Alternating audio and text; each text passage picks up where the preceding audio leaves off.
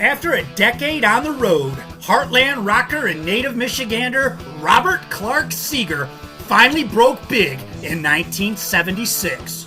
The United States' bicentennial year would see him not only release the classic double live Bullet collection, but also the breakthrough LP Night Moves, whose titular track, edited for single release, would reach number 4 on Billboard's Hot 100 chart in March of the following year. But back in '75, Seger was a rock and roll road dog, grateful to be able to open for more successful acts, not the least of which were theatrical thunder rockers Kiss. And that's what I want to talk about today, so you know you better stick around, cause Cat Stanley Space Demons coming at ya! Now most people know Bob Seger as the singer-songwriter, whose career spanned over 6 decades. Beginning in the early 1960s, he began performing with local Detroit area groups, including The Last Heard, whose 1967 single, Heavy Music, which was recorded for the Cameo Parkway label, would crack the top 100 in Canada. Now, he'd released 3 albums for Capitol Records as the Bob Seger System, beginning with 1969's Ramblin' Gamblin' Man, for which the titular track would crack the national top 20 on the Billboard chart.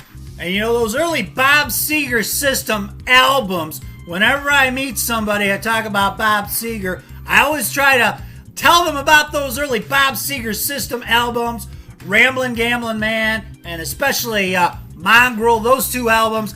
Those are really heavy psychedelic rock and roll records. There's hints of what would come later with Seger's more singer-songwriter oriented stuff, but those records have a really heavy psychedelic sound.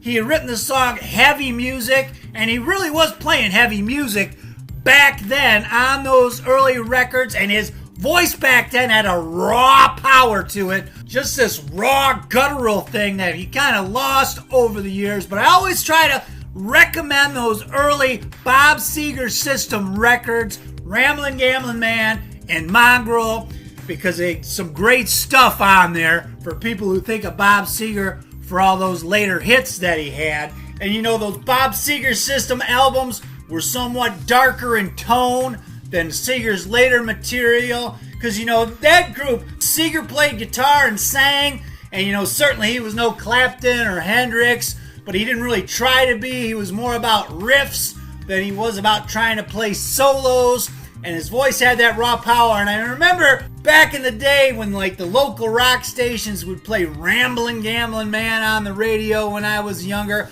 I'd always get annoyed because it always seemed like they played the version from Live Bullet, which just doesn't have the same raw power as the studio version that's got that 60s studio reverby sound, and it's just got that driving raw power that the live version just didn't have. And I know Black Oak, Arkansas even recorded a version of Ramblin' Gamblin' Man, which I was never too impressed with.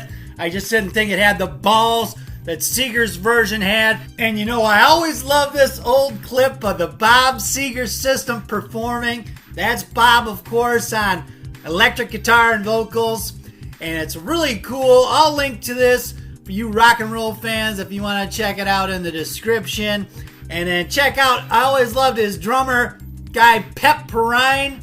He's got the 2 drums mounted. Now, you drummers out there, I don't know if those are small bass drums or if those would be considered toms, but it's really cool looking. And of course, it's years before Alex Van Halen started doing his thing with the big bass drums and all that, but cool clip. But I always like to recommend those Bob Seger System albums for those of you out there into that heavy psychedelic 60s sound, and maybe you missed those first time around. But he would go solo in 1971, and of course in 1975 he'd start billing himself as Bob Seger and the Silver Bullet Band. He released the Double Live Bullet in 1976, followed by Night Moves, and all those hits would follow. The song Night Moves, Main Street, Still the Same, We've Got Tonight, Fire Lake, Shame on the Moon, all those hit singles, which would culminate in 1987's Billboard #1 single from the Beverly Hills Cop 2 soundtrack, the song Shakedown, the big #1 hit. But back in 1975, when Seger was 30 years old and he'd been slugging it out as a road warrior on the rock and roll highways and byways for well over a decade, and he still hadn't quite broken nationally. He did have that top 20 hit with Ramblin' Gambling Man way back in 69, but in 75, he was still slugging it out, trying to get his big break, and that's when he landed the opening slot for Hard Rocker's Kiss. And here's what Bob Seger had to say about some of those early shows he'd played with Kiss. He says, "We played a lot of shows with Kiss, and they were really good to us. I really liked Ace, Gene, Paul, and Peter as people. They were very nice to us and gave us as much room as we needed on stage, and also made sure we got a sound check every night. And that wasn't typical back then. Some acts we opened for, like Jethro Tull, didn't make things easy on us." And then Seger laughed. He goes on to say, "The big thing I remember from when we opened for them is during our set, we'd hear the audience going, 'Kiss, Kiss, Kiss.'" And then he laughed again. He says, "Especially in Philadelphia. It was deafening. I had to say to the band, 'Just keep playing, guys. There's not much we can do about it.'" And then he laughs some more, and then he says, "But occasionally they would settle down and listen to us." And you know, I tried to figure out what date that Philadelphia show would have been that Seger talks about he played with Kiss, but according to Wikipedia, Seger had played with Kiss in 1975. He played with them in Nashville, Birmingham, Alabama, and a couple dates in Florida. But when Kiss played Philadelphia on May 3rd at the Tower Theater, it said that the Amboy Dukes and Rush opened that show, which would have been a really cool show to see, I think, because the Amboy Dukes then would have been just the power trio with Ted Nugent. And then Kiss played Philadelphia again on October 3rd after Alive came out. They played the Tower Theater, and a group called Fallen Angel opened the show. So I went ahead and looked to 1976 just for shits and giggles, where Kiss played Philadelphia again, and the Detroit band The Rockets opened the show. So I don't know, maybe Seger misremembered playing with Kiss in Philadelphia, or maybe there was a show. I mean, Kiss story is pretty well documented at this point, so maybe Seger just misremembered the night he played with Kiss, or I don't know. But he goes on to say that playing with Kiss gave us an opportunity to play in front of a lot more people, too. It's always good to get on a big stage and get used to the reverberations of a big arena. You don't get that in a club. I was really impressed with Kiss's live show and liked songs like Rock and Roll All Night. They had the genuine rock spirit. I'd played with Alice Cooper before that, so their big theatrical presentation with the fire and pyro and Gene's tongue didn't faze me. It was just another way of getting their act across. All the kabuki stuff aside, they were a rock band. They were just like us, and I thought they played really well. The biggest thing I learned from playing shows with them was to be gracious to the opening act. I can't say enough how generous and gracious they were. They didn't need to be that way, and they were. We were nobodies back then, pre-Night Moves, and it was really nice of them to do it. So Bob Seger really talking up Kiss, how generous they were to them as an opening band, and we've heard it many times before. Kiss were very good to their opening acts. Bands like Rush AC/DC have said the same thing. How well they treated their opening bands. They never copped a huge ego. Probably had a lot to do with the fact that Kiss were supremely confident. Their bombastic, explosive live show was really getting over, so they had nothing to worry about from these opening bands.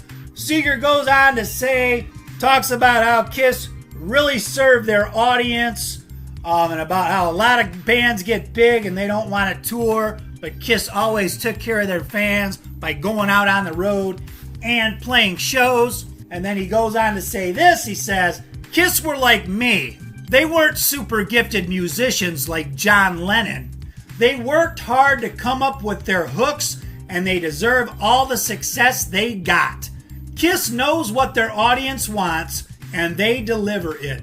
If it was easy, everybody would do it. Anybody who slams them has never done it. I totally respect them. They're the best at what they do. History has proven that. And I really like what Seger says here, talking about if it was easy, everybody would do it. And I really agree with that, because you hear a lot of people slamming Kiss, saying, oh, anybody can do what Kiss does, putting the makeup on and all that, and their music is really simple. But you know what? Why isn't everybody doing it if it's so damn simple? But another interesting thing Seger goes on to say, and you know I'm a Detroit boy, all about the Motor City, Detroit Rock City, so I wanted to mention this.